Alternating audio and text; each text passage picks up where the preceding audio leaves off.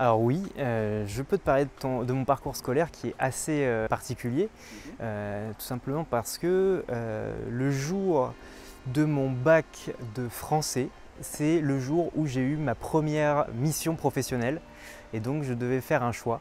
Je devais choisir soit aller passer mon bac de français, soit aller faire cette première mission professionnelle qui était le tournage d'un clip de hard rock. Il se trouve que j'ai choisi d'aller faire ce tournage, d'aller faire tourner mon clip de hard rock. Et donc j'ai fait un choix à ce moment-là de me tourner obligatoirement vers la réalisation, vers la vidéo. Et c'est uniquement 10 ans plus tard que j'ai passé un diplôme dans l'audiovisuel à l'INA à Paris, donc en VAE, en validation des acquis, en tant que réalisateur et photographe. Voilà, c'était un diplôme qui combinait les deux, tout simplement parce que de nos jours, les deux disciplines sont quand même très liées, la photo et la vidéo. Donc c'était un diplôme qui regroupait ces deux fonctions-là. Tout début, quand j'ai commencé, on peut dire que j'ai commencé par la vidéo. Professionnellement, c'est vraiment la toute première mission que j'ai eue, c'est la vidéo, donc on va dire qu'officiellement c'était ça. Je faisais de la photo en tant qu'amateur, par plaisir, j'ai toujours aimé la photo. Et c'est par la suite que j'ai ajouté cette option-là, c'est-à-dire l'option photographie. Donc on a eu la photo, la vidéo. Ensuite de ça, j'ai été confronté à des difficultés ou des besoins en graphisme. Et donc je me suis formé sur les logiciels adaptés.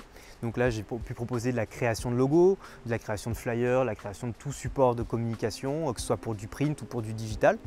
Ensuite de ça, j'ai rajouté l'option drone parce que le drone est arrivé sur le devant de la scène en masse. Donc j'ai rajouté cette corde à mon arc en passant la qualification et tout ça. Ensuite de ça, il y a eu le motion design, donc tout ce qui est animation de logo, effets spéciaux, petites vidéos animées, tout ce qu'on va venir animer avec du digital, que ce soit des textes, des logos, des petits personnages, toutes ces choses-là, qui est très demandé aussi actuellement. Les meilleurs souvenirs, ça va être les souvenirs de plateau, c'est-à-dire en tournage ciné, toutes les expériences que j'ai eues sur des tournages cinéma où on est toute une équipe, où on voit plein de petites fourmis, faire plein de choses pour au final voir un film et puis après aller le voir au cinéma. C'est des choses qui sont assez magiques, là, toute cette continuité-là. Ouais, on pourrait dire ça, mais il y en a énormément. Je ne peux que recommander ce métier pour les souvenirs et pour ce que ça procure. Quasi première chose que j'ai faite quand j'ai eu une caméra, c'est monter une chaîne YouTube pour partager mes compétences, principalement en photographie. Je ne sais pas pourquoi je me suis orienté vers une chaîne photo, alors que je travaillais déjà en vidéo.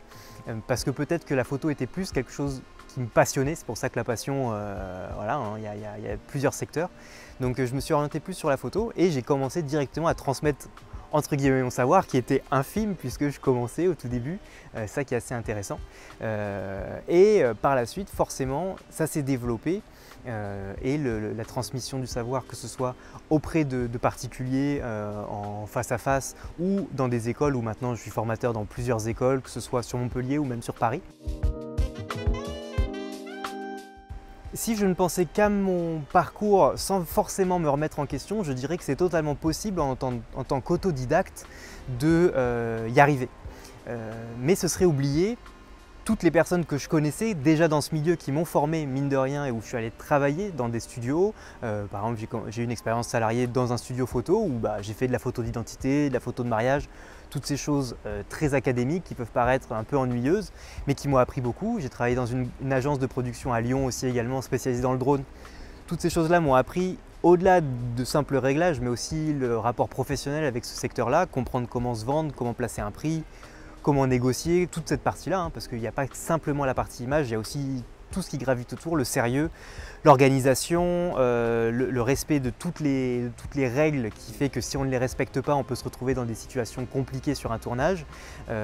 Donc la partie autodidacte est intéressante parce que si vous avez envie, et si vous avez cette fibre autodidacte, ça veut dire que vous avez des idées, ça veut dire que vous avez une vision un petit peu de la photographie ou de l'image ou de la réalisation de manière générale. Et ça, au final, c'est presque le plus important.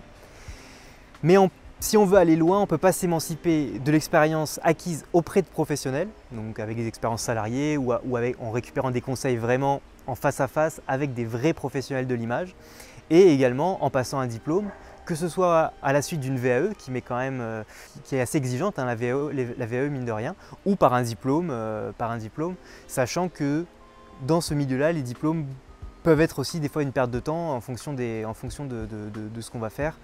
Il y a vraiment de tout, hein, dans ce secteur-là. C'est un secteur qui évolue très très vite, avec des nouveaux logiciels, des nouvelles technologies, des nouvelles techniques aussi qui apparaissent quasiment quotidiennement. Et donc ça nous oblige de toujours rester toujours rester, on va dire, efficace et pertinent dans notre secteur. Si vous êtes motivé dans ce secteur-là, sachez que c'est un secteur qui est peut-être un petit peu difficile, mais qui est très enrichissant, qui vaut le coup à 100%, et il faut croire en soi et être motivé, et puis on finit par y arriver.